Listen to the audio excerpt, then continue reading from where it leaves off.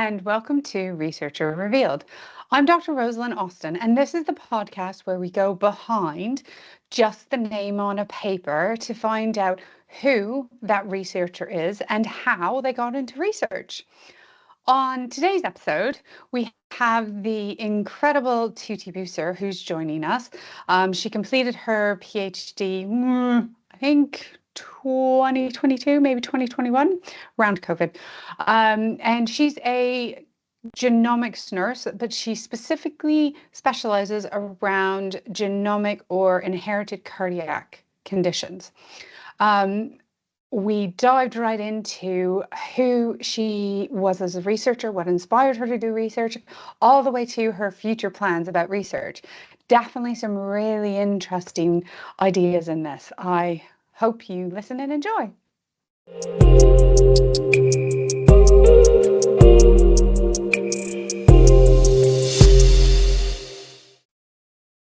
Welcome to the next episode of Researcher Revealed. I'm Dr. Rosalind Austin, and I'm very excited to have with us a rising star in genomics research, Tootie. Tootie, welcome to Researcher Revealed. Can you introduce yourself to everybody who's listening and just let them know who you are and what you do? Thanks, Rosalind. It's lovely to be here. Thank you for the invitation. So I'm Tootie Bueser. I'm Director for Nursing and Midwifery for the Southeast Genomics Medicine Service Alliance. And I'm also a clinical academic. So I'm based at King's College London, and I'm currently on a National Institute for Health Research Senior Clinical Practitioner Researcher Award. Sorry for the long titles. It's not your fault. That's down to the NIHR. Yeah. So, but my main job is really to support genomics education all throughout my patch. So that's for nurses and midwives. Yeah. And then for the on the fellowship side or the academic side, trying to really kind of hone what my next step is in terms of my research, and hopefully with a bit of a focus on pediatrics this time around, because I did adults for my PhD and focused on their needs. So hopefully the kiddies this time around. Oh, exciting. I can't wait to dive into it because I think the area that you research is really fascinating. Yeah, but we'll put that on a shelf because otherwise I'll start going down that lane and then we'll never get to the Rapid 11. So Rapid 11, are you ready? Oh, ready when you are. Are you a Windows or a Mac user? Both, I think. Yeah, mainly Mac for most of my research work and academic work, and Windows because I have to at work. That's all we've got in the NHS. So, you know, but I am partial to Mac. A Mac. Nice, very cool. Tea or coffee? I have to say coffee in the morning, tea for the rest of the day, but not English tea. Okay. Ooh, so I like sort of like herbally blends. Ooh, nice. I'm a tea drinker, but like you, in addition to like the typical English tea, I have loads. Like I've got an entire cupboard at home with different like infusions or herbal mixes. So yeah, no, cool. Okay, so you're a tea hoarder like me then. Don't let my secret out. When you're writing, do you listen to music or is it silence? I think it depends on what I'm doing, actually. Okay. Sometimes, and this is sort of, I listen to pop music sometimes when I'm writing, and I don't know why. But when I'm doing, I think when I need more concentrated work, you know, analyzing and then writing, I tend to prefer just having silence. But when it's like writing introductions, writing backgrounds and things, you know, I listen to some music that people might say is questionable. Not rude, okay? But in taste. I'm sorry, I'm not laughing at you, but I absolutely love the amount of people in answering these questions reveal like these secret guilty pleasures. It's brilliant. Yeah. Right, next question. What time of day do you feel you're most productive? I think in the morning. I think that's Okay. probably fair to say. But you know, if I need to set aside time and I need to do something, I can work in the evening. But I just need to, you know, maybe get one of the another guilty pleasure, another box set episode out of the way, and then I can do some work. Oh, There you nice, go. nice. I like it. Very cool. Right. Favorite referencing management system or like software? Um, Not so much favorite because I haven't tried a lot. So I tolerate EndNote, I and tolerate it it. seems to be working fine as long as my license is you know is current. I Yeah, think I'm sticking with it, you yeah. know, and I would be I'd be delighted to find out if there's anything that's a bit more user friendly or Uh, um, keeps everything in one place, etc. I don't have to keep creating new library. I know. I've got like so many libraries. It's ridiculous to the point that I've had to start writing in like my manuscript which library I used. Okay. I haven't done that yet. Sometimes I just start a new one.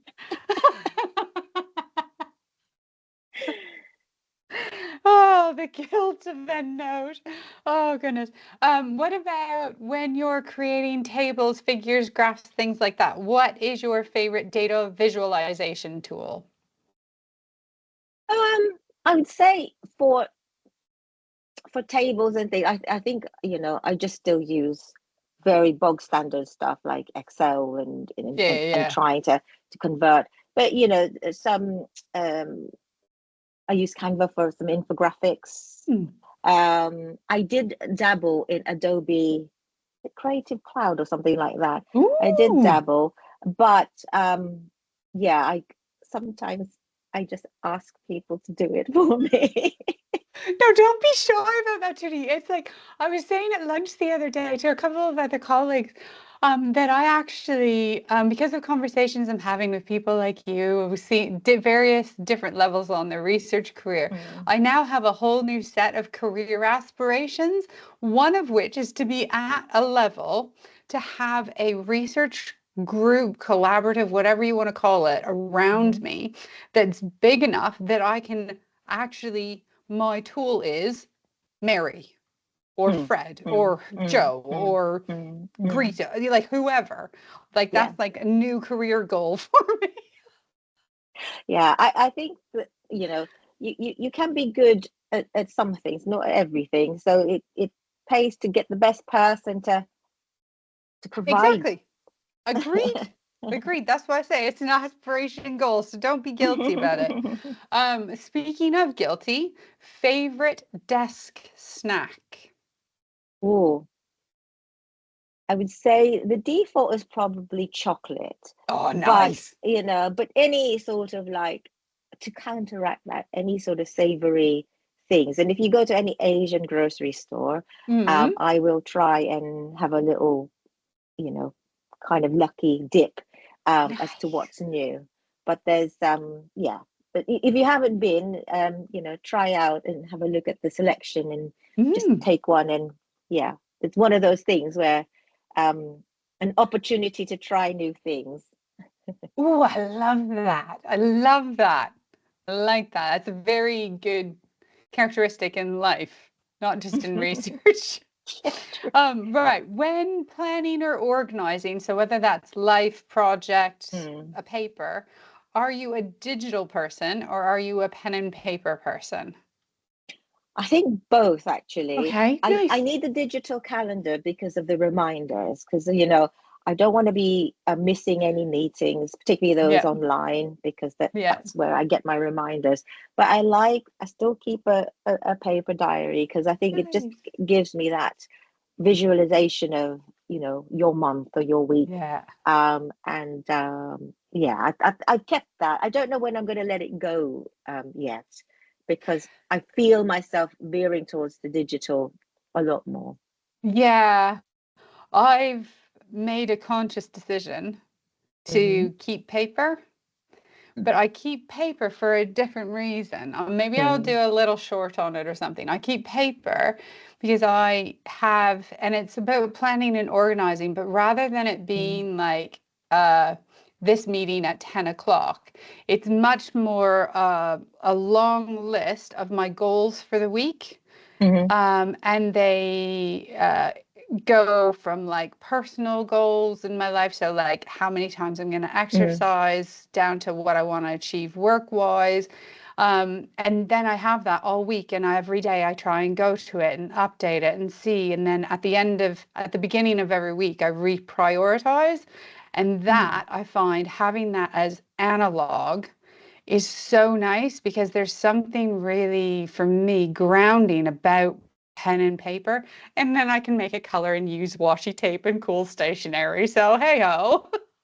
I have all the kit for that, but and actually, I can watch bullet journaling videos.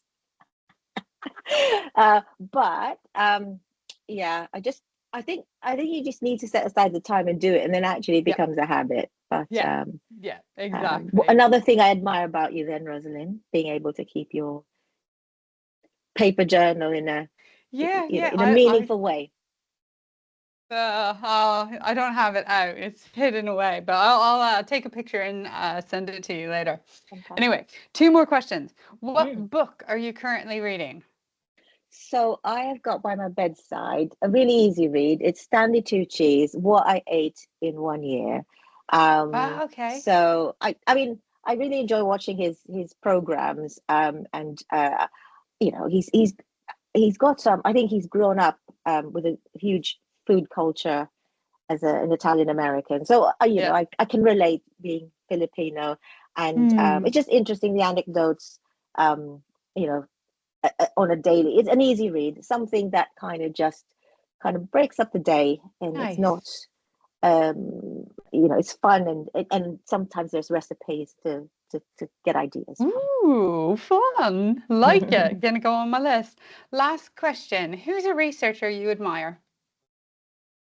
I think I'm going to go for a big one, and that Okay. is Patricia Davison, who you might know because she's an icon in cardiovascular research. I think she's now in the University of Wollongong, but she was the dean at uh, the university in the US. Can't remember out of the top of my Which head now, but it is very prestigious. But I'll anyway, I'll find it and put it in the description.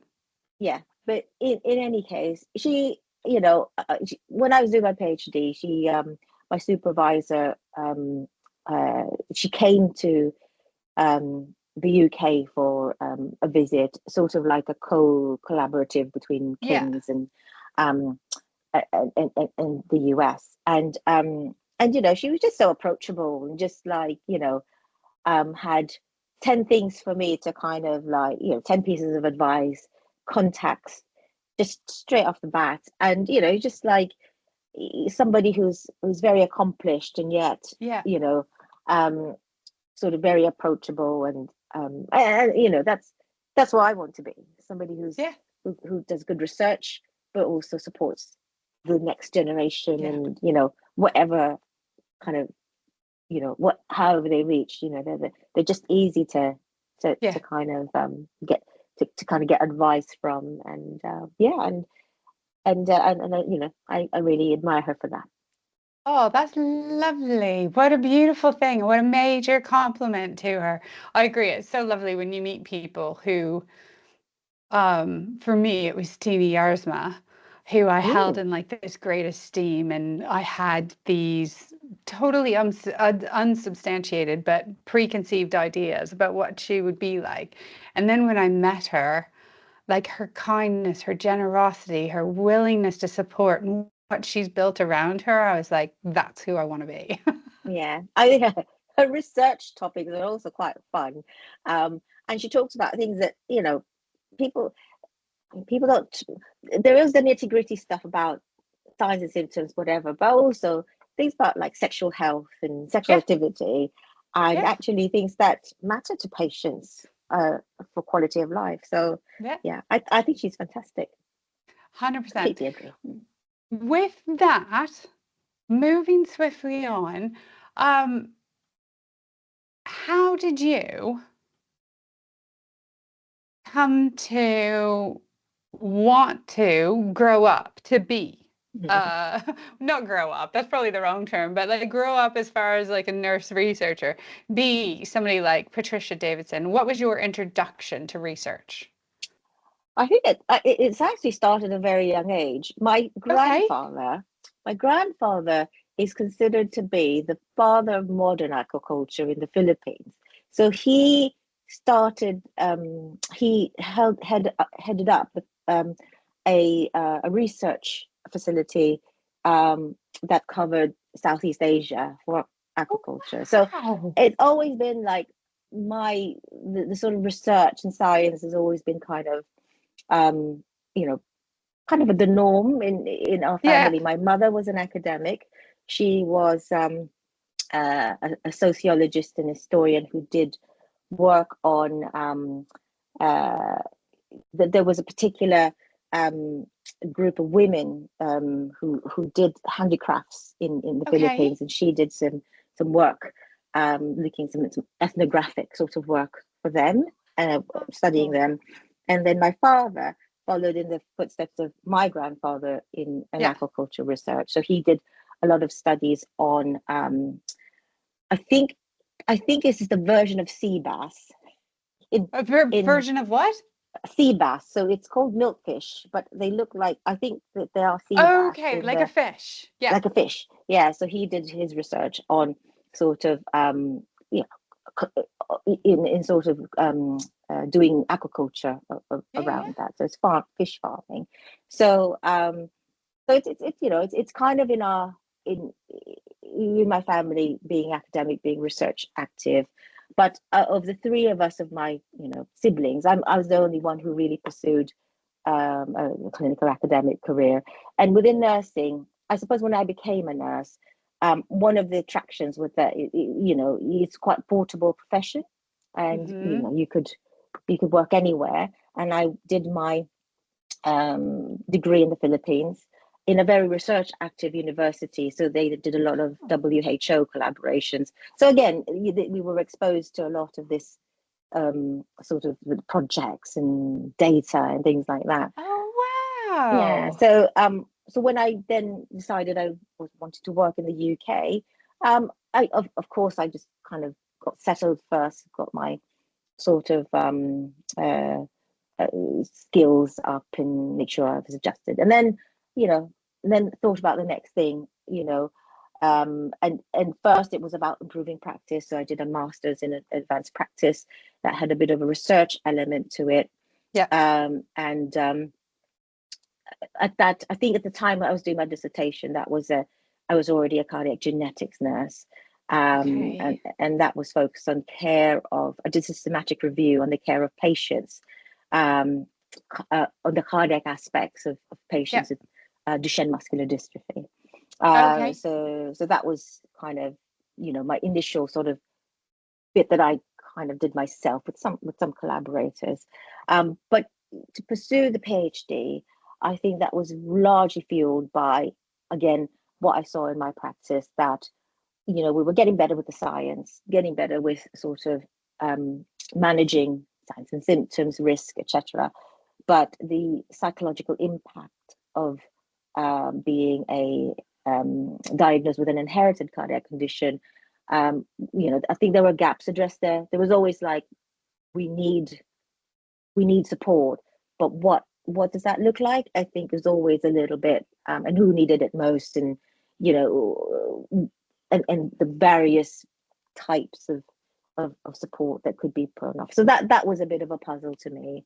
Yeah, and then I decided to pursue a PhD fellowship, which I got, and did my research. So it was, I think I feel very grateful to being able to do that work, and actually have the privilege to talk to my patients who, in a different setting, in a different, slightly different context, and some further down the line in their journey, which, you know, gave me an insight on, you know, what was much needed and what I needed to sort of propose for the patients and their families. I'm going to put a pin in that because I think what you just said there is really interesting, and I want to dive into how research, like you were just saying, enabled you to see your patients in a different context and along different timelines, because I think that's a really fascinating idea, and it'll be a good way to kind of talk about your research. But before we go, I wanted to ask a couple of questions around especially your experience with your nursing education in the Philippines, because I don't remember what episode it is, but there was a previous guest who was more UK based, who talked about how research as an idea is kind of missing in nursing culture and missing in nursing education. But you said there in describing your journey that research was like normal practice for you in your education. So tell me a little bit more about how you feel compared to other people that I've spoken to, having that introduction during your nursing education, you know, was beneficial, was it not beneficial? Yeah. I think it's very lucky because I studied in one of the sort of state, you know, I'm just going to say it's the best nursing college or university you could go to in the Philippines. I'm very proud of that, actually, the University of the Philippines. So I think because it was part of a very, you know, a network where there's lots of research going on in other departments, it's natural that, you know, we had that sort of flavor as well within our course. So I think that was very beneficial to me, that, you know, you had people, your tutors, your professors also very active in research. So that was visible to me early on. So that it's easy then to visualize yourself as that. And you know, we got some research training towards the end of our course because we had to submit a dissertation. But I must admit, I did my undergraduate degree a million years ago, so it didn't have a lot of the tools that we have now to kind of, you know, do searching, etc. Everything was very analog. Yeah, but aside from the tools, I think what I'm trying to like pick at is and I know I've experienced this, having been educated as a nurse in Canada and then coming and practicing as a nurse in the UK. There were things that I'm not going to use different, but there were things that in how nurses were trained and therefore practiced in the UK that I found better and that I found not as good as what was familiar and home to me, if that makes sense. And I'm just curious, especially around this research component, is do you think that actually that early introduction to research, do you think that might have played a role in the fact that sitting here today, you're the holder of an NIHR Senior Research Leadership, I forget all the other words in like the world's longest acronym, and that you are working at building a program of research as an independent nurse researcher? Yeah, I think that is really important that you have that early exposure. It plants the seed because it might lay dormant for a while. And I guess, you know, there is you know, sometimes I suppose in I don't know now, but in the Philippines before, if you were a staff nurse, you know, you'd very much be assisting, you'd be following whatever was so yeah, you never really question things. You just kind of work to a standard and that was that, and you followed your seniors, etc. I found coming to the UK there was a lot more of that sort of kind of equal sort of ability to speak out. You could contribute. Your thoughts were, taken into account. You were part of a wider team who regarded you, as very essential to, patient care and to improve that. So that I thought was very positive. But they didn't. I think initially, it was really emphasized that you should push the boundaries. That yes, you find you follow evidence-based practice, you research the best evidence, and you implement it. But there's nothing about pushing boundaries. What are the gaps? And I think that seed that was planted when I was doing my undergraduate degree, that kind of blossomed, because that was what I thought was missing. And then in terms of like my career growth, is that I wanted to be that person to push the boundaries, generate more evidence to improve the practice. So I think that probably worked in that way. And I think you have to find the right people and the right environment to enable you to blossom and support you in that journey. Because in general, I think, being a nurse and being a researcher is not yet the norm. So, I love that. I really like how you use that metaphor of like that seed that was planted. And I think like people like yourself who, have crossed, let's be honest, the world, because the Philippines is a long way away from the UK. And you brought, your family history and the curiosity and the confidence to question that boundary or push that boundary, to use your words, and you found a way and found a new environment that allowed you to have that seed get planted in the earth, and then you got the right people around you now. And I think that's just I think it's such a beautiful example of how you never know where your life is going to go. Right, exactly. But the exposure to, and I liked how you said it in the Researcher 11, being willing to try new things. That willingness to be exposed and the opportunities to be exposed to different things, different ideas, it only makes you flourish better and differently. So yeah, I love that. And also, I guess, don't be afraid to fail. You get many rejections and many harsh sort of peer reviews and things like that. But you kind of overcome that, and I think you have to be resilient in that sense, because you obviously think whatever you're thinking about is a great idea, and it is about also convincing others that it is worthwhile and also a great idea. So sometimes they don't. So, seeing as you willingly brought that up, exactly, like in being a nurse researcher myself, and like I've started telling people that I currently live in the land of rejection, and instantly, see, you laugh because you live there as well. Yeah, it's not always, overflowing with, praises.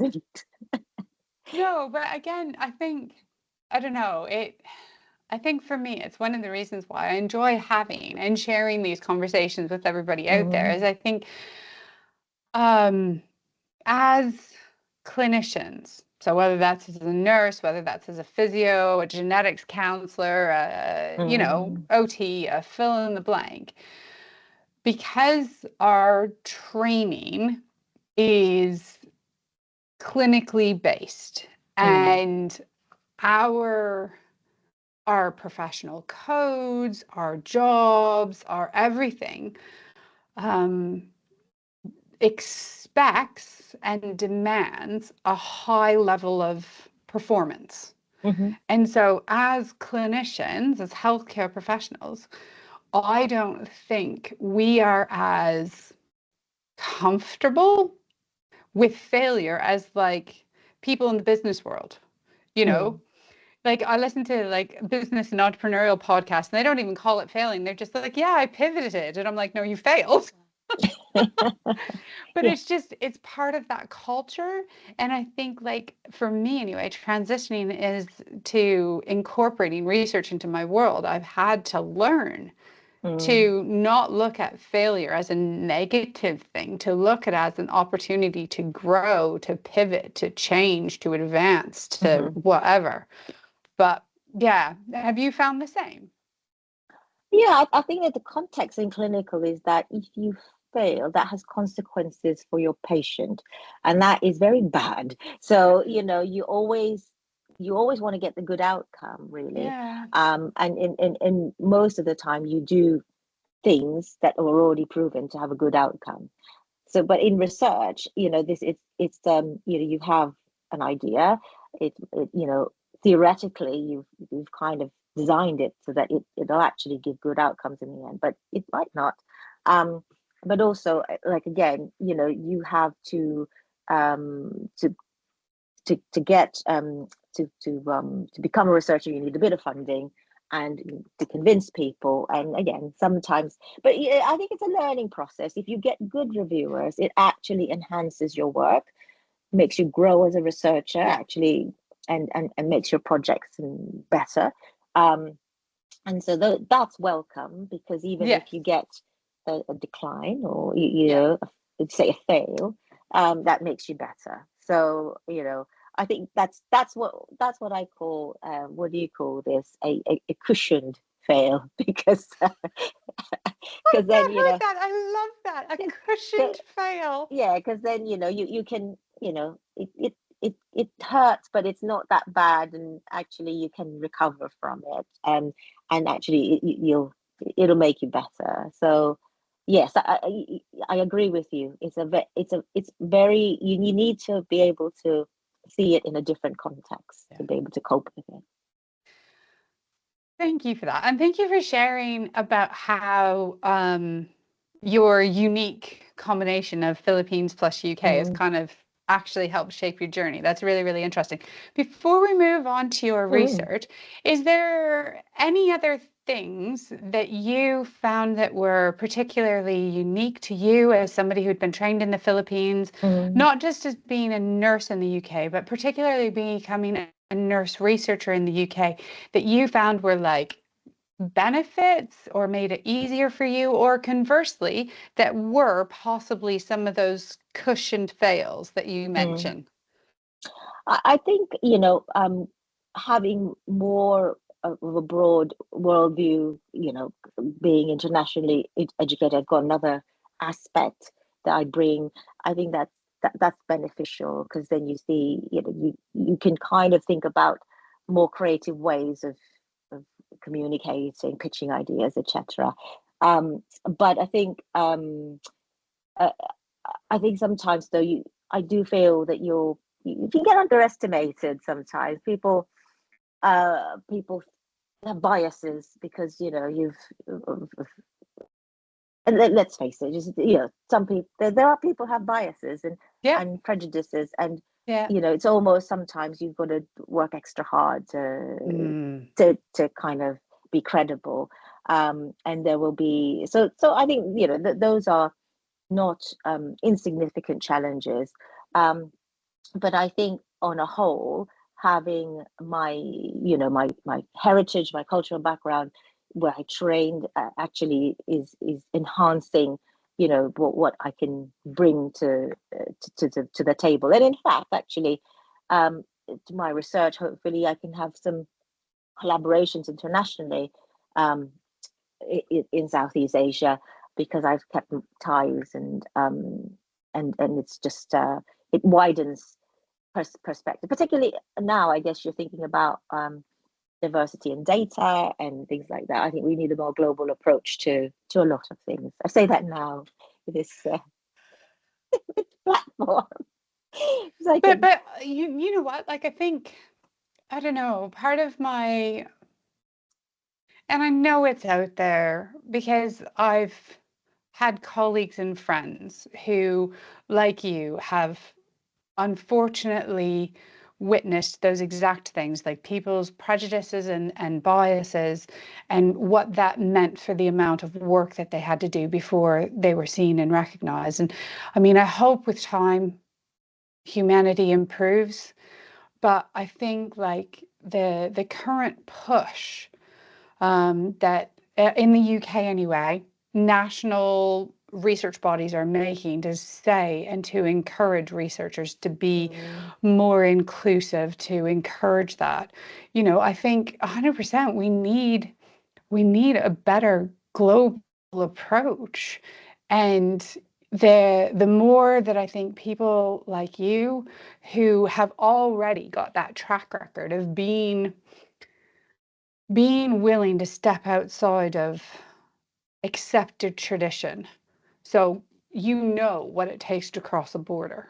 You have those ties and links already. You have an innate understanding of the culture. There is going to be an incredible ace up your sleeve.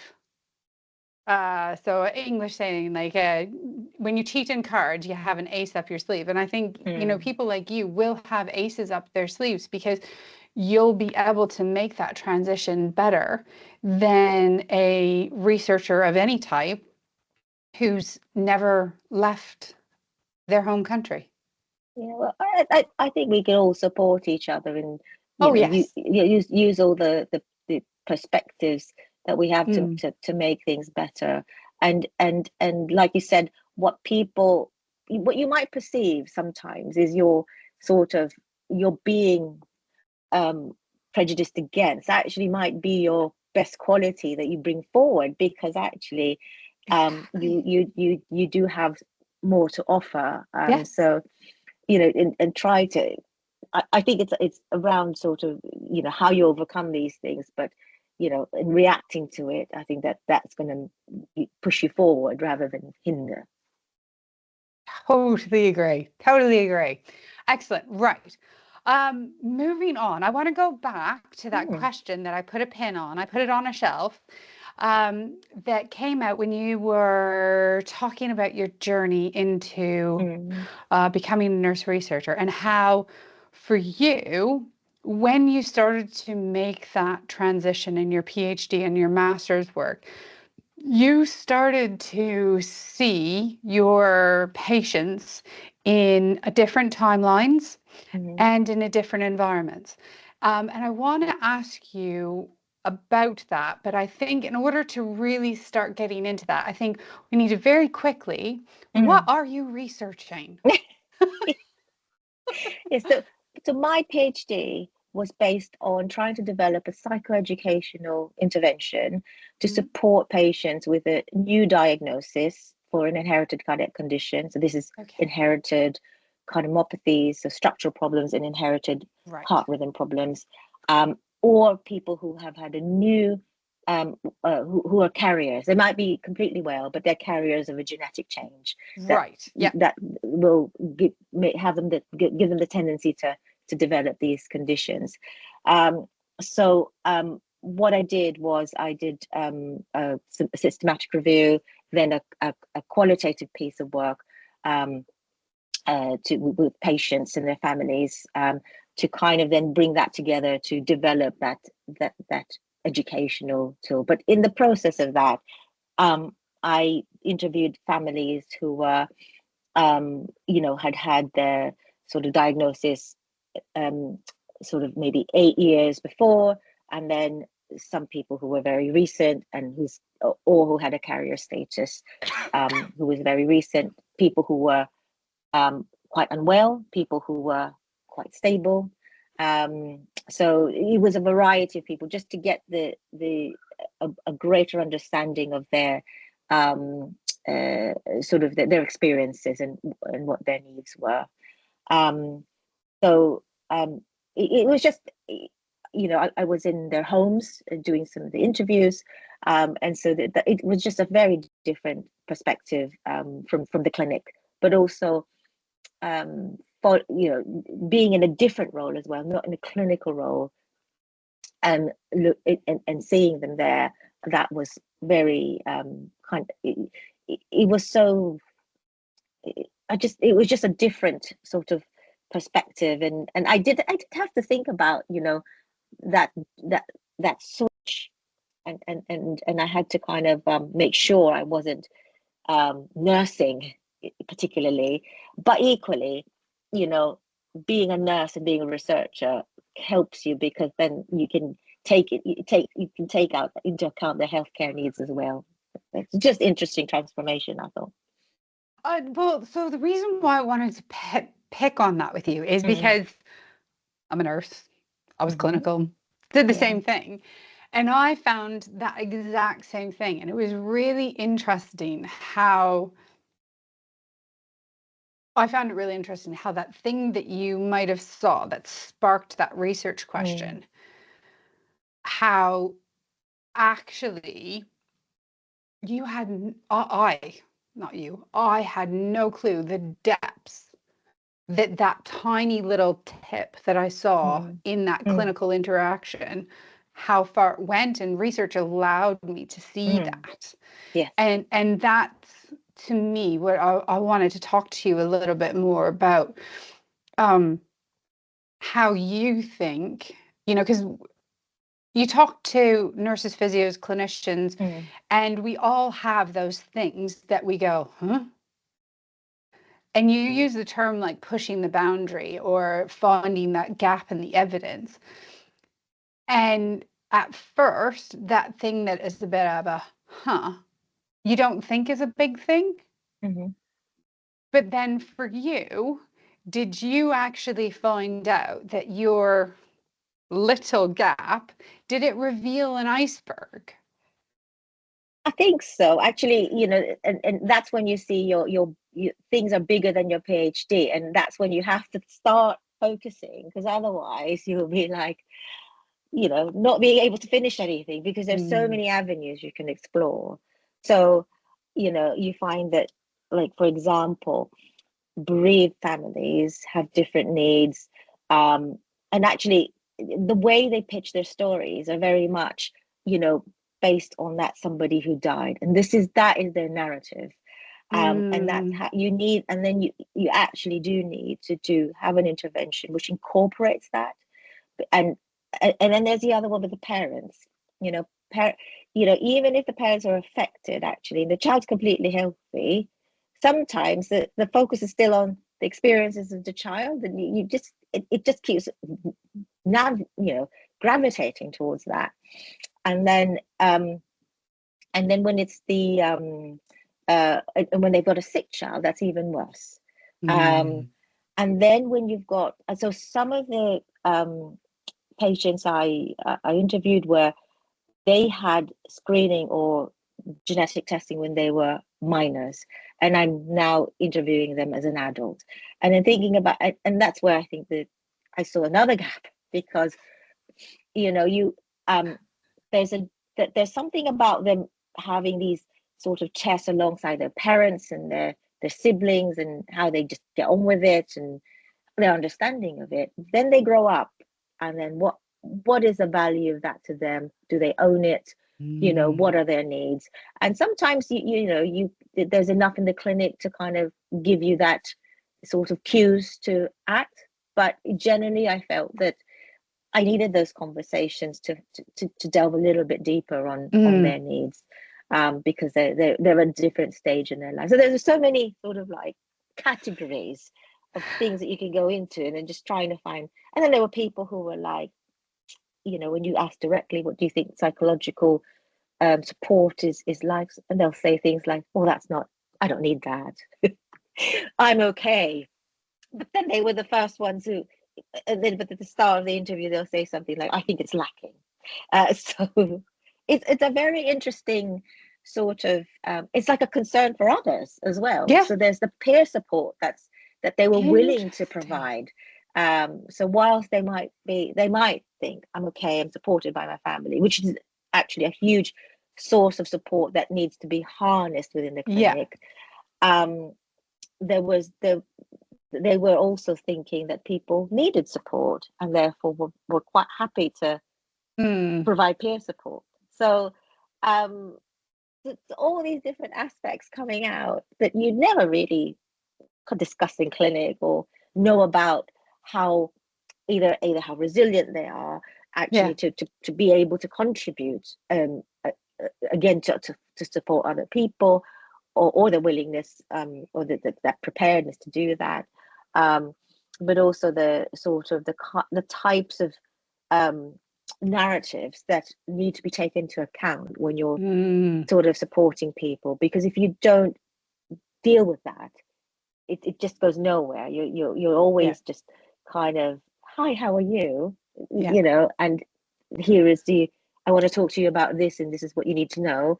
But actually, you need to deal with the questions about what happened to my daughter or my son, and to then, am I going to, is this the same thing that's going to happen to my other children type of discussions. So, and that's exactly, now I'm going to push you a little bit, and you might not have an answer, but it doesn't matter. So flipping that on its head, your research allowed you to go, whoa, and explode that small observation. And like you said, there were so many different venues, and there was, if you know, so many different ways that you could have done it or gone down, and ways you're hoping to go in the future by starting to focus more on the childhood experience in your future research. So how do you then flip it back round? So you've got this massive exploded experience that your research has opened your eyes to, with these conversations that may not be feasible or possible within a clinical setting, giving wait lists, yada, yada, demand, and how much time you're allowed to spend with a given patient. How do you flip that on its head so that those very powerful things that you had as an individual researcher, how do you get that out to other genomic nurses so that they're able to have those pointed, directed conversations to fill that clinical need? I think in you know, in the end, the intervention that I propose is it was about sort of like harnessing people's sort of, and I think this might not be applicable to all, but it you know, it's like a concept that I guess was me as a cardiac rehab nurse as well previously, bringing that sort of group work into it, and that peer support, and so the education that was proposed was, you know, some peer support, so they would also discuss things in the round, and you do some of this group sort of education, but also then there is that sort of tailoring and supporting people with providing them with prompts, because I think you know, there is a prioritization with their concerns, and that's what came out. There's something they, you know, that the burning issue, they actually need to deal with that, so there was an element of that as well. And so I think with inherited cardiac conditions, it's still quite a one-to-one approach, but I think now we're slowly trying to do some aspect of that in terms of like maybe trying to devise some type of group counseling and sort of other group work for common needs, and then focusing that one-to-one session on on something that's a bit more maybe more private things that they'd want to discuss individually. So it takes a bit of jigging around in a clinical service, because you've got pre-existing, there's no give. So you know, you almost have to do pilots and actually then, because at some point that caseload will shift to make it able to accommodate this, because you're sort of innovating and redesigning your service. Oh, I love that. That's so cool. So intervention, but then it's also affecting you, and it's starting to affect other nurses and how you're approaching things. So wow, that's really cool. I didn't realize that. As much as we know each other, and we're very aware of what each other's research is about, it's still like, and again, I think it's one of the a reason I started this podcast is it just gives a little bit better of a platform for you to kind of talk about and to share, because You know, you're only allowed so many words in a paper. You're only allowed so many minutes on a stage. Yeah. So that's really, really cool. Okay, so we're getting close to the end of the hour. So Mm-hmm. just very, very quickly, just moving on, your future research around kids. Give us a little tease on what you're hoping to do. Well, so I have, I think they don't call them supervisors now. They're like research Yes. mentors. So I've joined a group that is renowned internationally for pediatric inherited cardiac conditions, and hope, I'm trying to get the perspective, because obviously there are kids and there are young adults, and actually thinking about, again, they have different needs. So I'm at the moment trying to see, what where to focus on at the moment. I've also got another mentor who does a lot of the evaluations and sort of like implementation science around these new genomic tests that we're proposing, like whole genome sequencing, and and there's a study called the Generation Study in newborns at the moment. So I'm also part of that group. So I think there's a big array of ideas and opportunities. Obviously, I want to focus still within the cardiac space, because I've had my foundations there, and I think there's still a lot of need.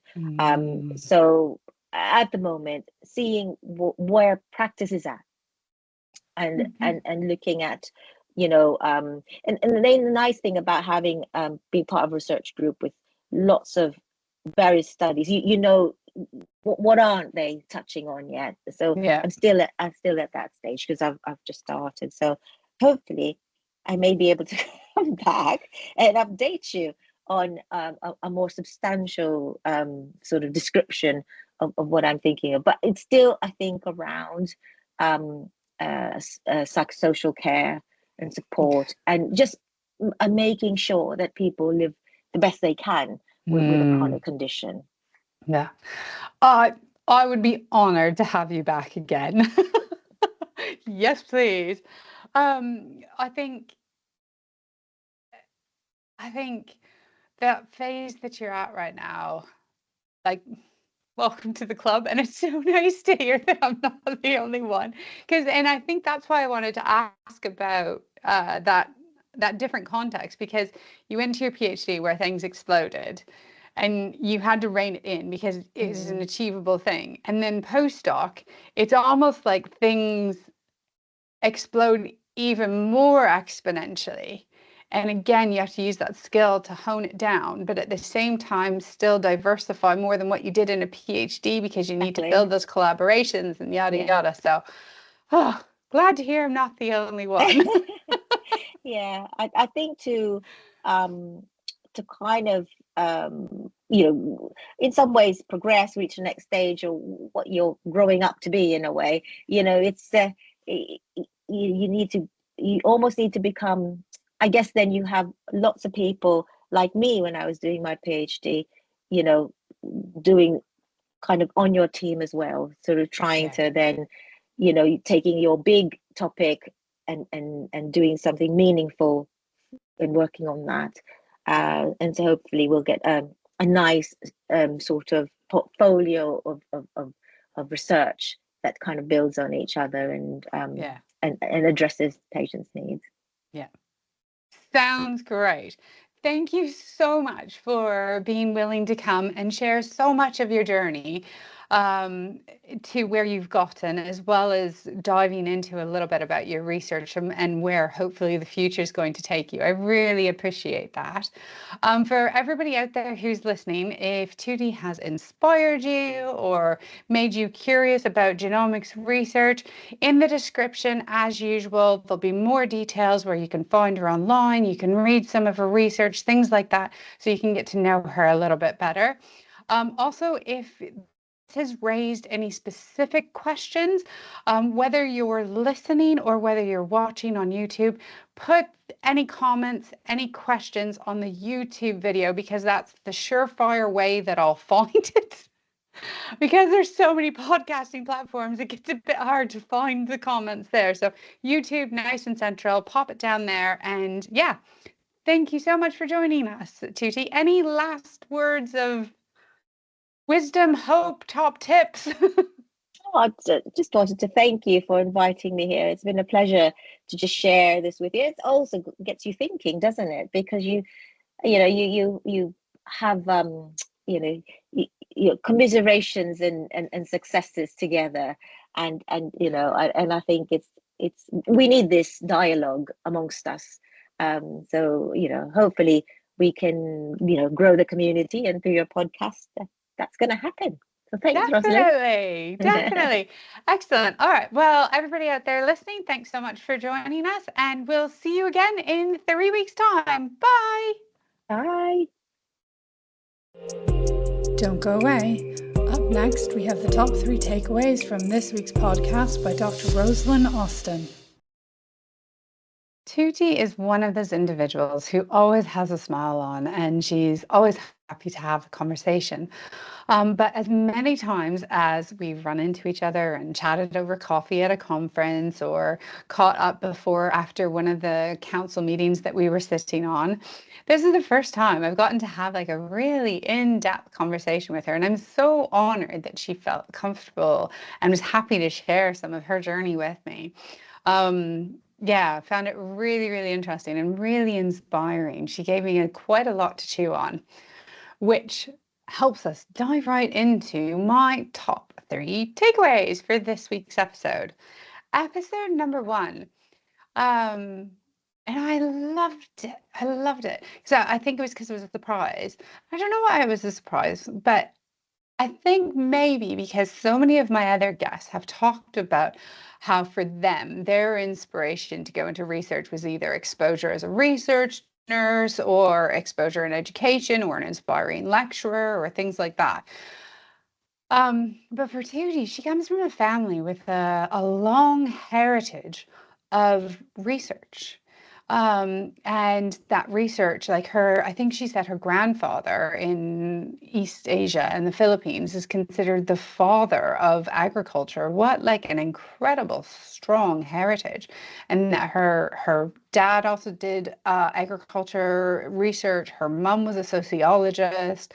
And, growing up in that family and in that environment, it doesn't guarantee that you're going to be inspired to go on and do research. And she said she's only one of 3, but just as a really interesting and powerful expression of, for her inspiration to do research was carrying on that real strong family heritage of being researchers, of trying to improve knowledge in a given area. So yeah, that was my top takeaway from today's episode, was how your heritage and what your family did might actually inspire you to becoming a researcher.